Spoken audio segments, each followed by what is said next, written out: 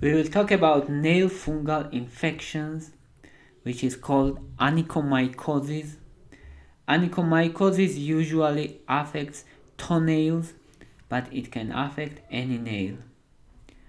Onychomycosis usually is caused by dermatophytes.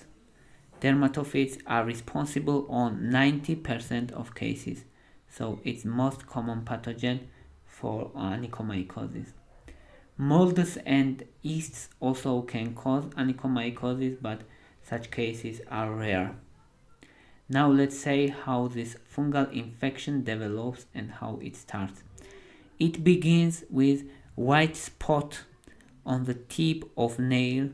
This white or yellow spot increases in size over time because this fungus spreads within the nail plate, the hard part of nail.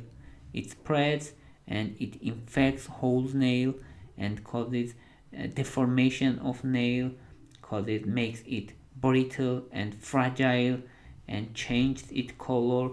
It becomes white or yellow or greenish, and it becomes thicker, and it can be separated from fingernail or nail plate.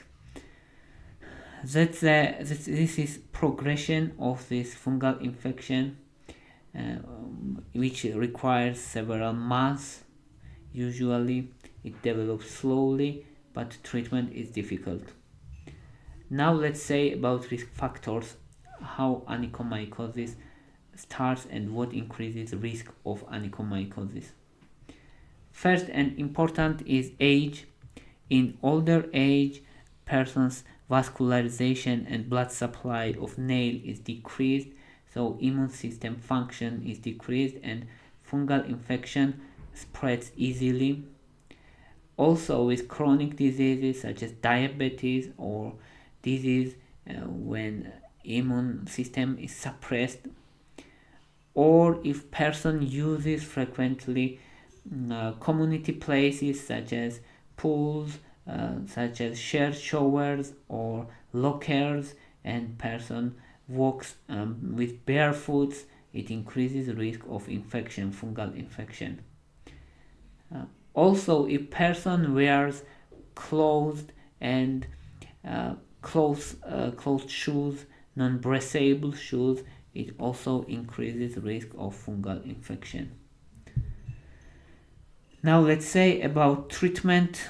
Treatment is difficult, as we said, but in mild or moderate cases, topical creams are used.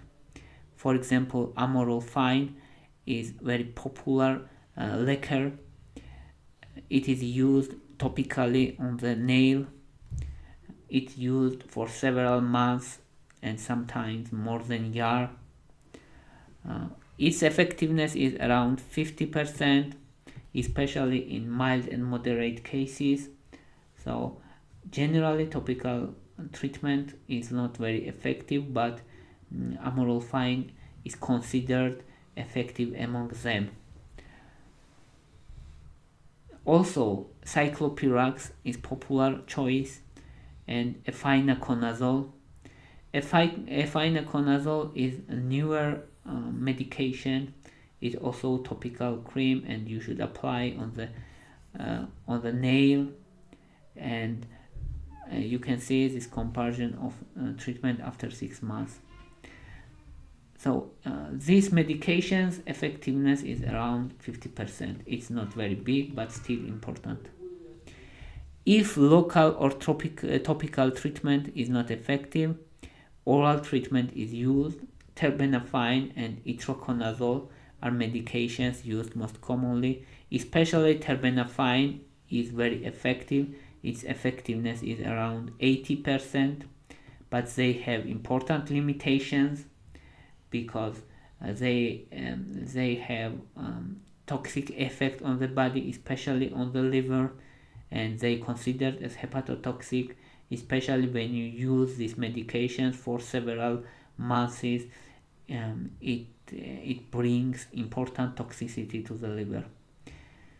So people who has liver problems or who intake other medications also which decreases liver functions, such medications are contraindicated. So if local or topical and systemic treatment such as terbinafine and itraconazole is contraindicated or ineffective, then laser therapy is used. Laser therapy physically kills fungal cells by heating, but multiple sessions is required at this case also, and sometimes it's not effective also. And last resort at this case is surgery. Surgery means physically removal of whole nail. It's painful, of course, and surgery has many limitations also because it's importantly discomfort for person. That's why it's better, and first line treatment is topical treatment. Second line treatment is oral treatment or combination oral and topical treatment. If they are not effective or contraindicated, then laser treatment. If laser treatment also ineffective, then surgery. That's all I wanted to say. Thank you for your interest. Thank you for your watching. If you like my videos, please thumbs up. If you like my channel, please subscribe. Thank you very much. Bye for now.